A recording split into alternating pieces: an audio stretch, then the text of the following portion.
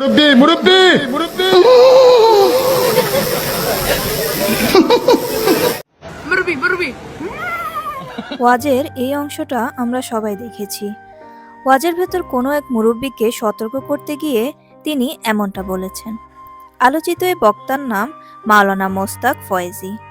তিনি কুমিল্লার নাগাইশ দরবার শরীফের পীর সাহেব। কুমিল্লার আঞ্চলিক ভাষায় ওয়াজ করেই তিনি জনপ্রিয় হয়েছেন। দাপ্তরিক কাজের পাশাপাশি মাওলানা মোস্তাক ফয়েজীকে সামাজিক কাজেও অংশ নিতে দেখা যায়। বর্তমানে তিনি ত্রাণ বিতরণের কাজে ব্যস্ত সময় পার করছেন।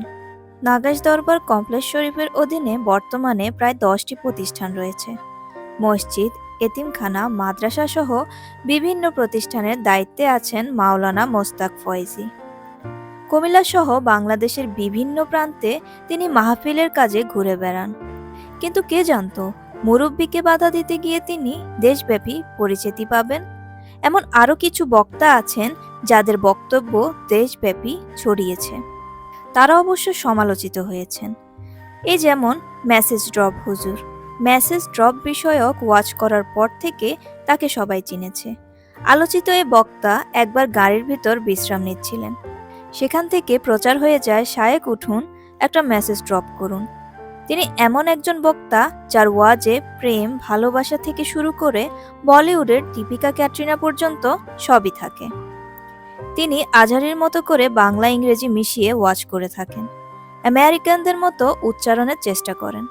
আবু আব্দুল মোহাম্মদ শুধু মিজানুর রহমান আজহারিকেই কপি করেন না, তিনি পুষ্পা হুজুর থেকে আবরারুল হক আসিফকেও কপি করেন। ফেসবুকের প্রতিষ্ঠাতা মার্ক জাকারবার্গ ও টেসলার ইলন মাস্করাও তার আলোচনার বিষয়।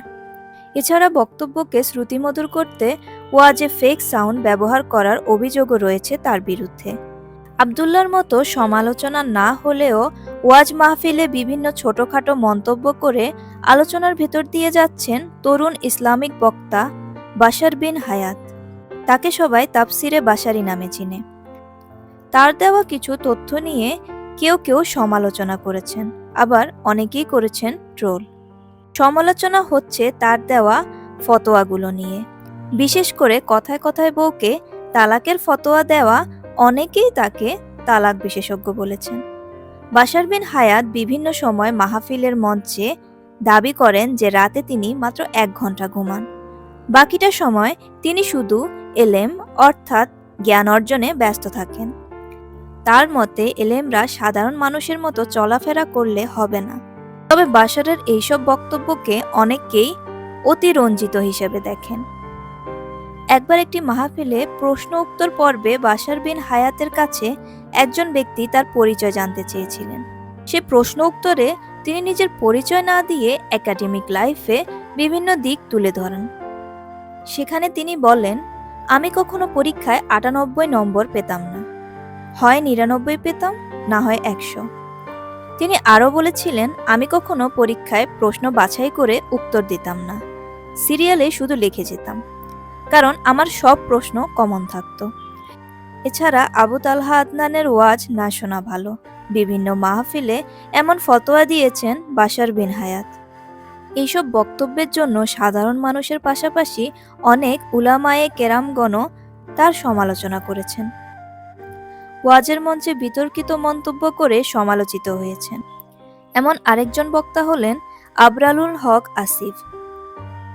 তিনি কখনো প্রেম বিষয়ক ওয়াজ করেন, কখনো আবার বলিউডের শাহরুখ খান, সালমান খানদের নিয়ে আলোচনা করেন। বাদ যায় না পুষ্পা সিনেমার আলু অর্জুনও, তাই তার নাম হয়ে গেছে পুষ্পা হুজুর। একবার একটা অনুষ্ঠানে তিনি বলেছেন, যদি তুমি কোনো মেয়েকে দেখে মানসিক শান্তি খুঁজে পাও, দ্যাটস এনাফ ফর ইউ। এই নিয়ে সমালোচনার ঝড় বয়ে যায়। শুধু ওয়াজের বিষয়ই নয়, আবরারুল হক আসিফের আলোচনার ধরন নিয়েও কম সমালোচনা হয় না। বাংলা, ইংরেজি ও আরবির মিশ্রণে ওয়াজ করে জনপ্রিয়তার পাশাপাশি তিনি একাধিকবার তোপের মুখেও পড়েছেন। লিল্লাহি তাকবীরের পরিবর্তে একবার বলেছিলেন লিল্লাহি তাকবীর। এছাড়া ঠোঁটে লিপস্টিক দিয়ে আবরারুল হক আসিফ ইসলামী আলোচকদের থেকেও ট্রোলের পাত্র হয়েছেন। এভাবে ভাইরাল হয়ে অনেকেই সমালোচনার মুখে পড়েছেন। ব্যতিক্রম শুধু মাওলানা মোস্তাক ফয়েজী। ভালো লাগলে লাইক কমেন্ট করে আপনার মতামত দিন। সাথে থাকার জন্য সাবস্ক্রাইব করুন এবং বেল বাটনটিতে ক্লিক করুন।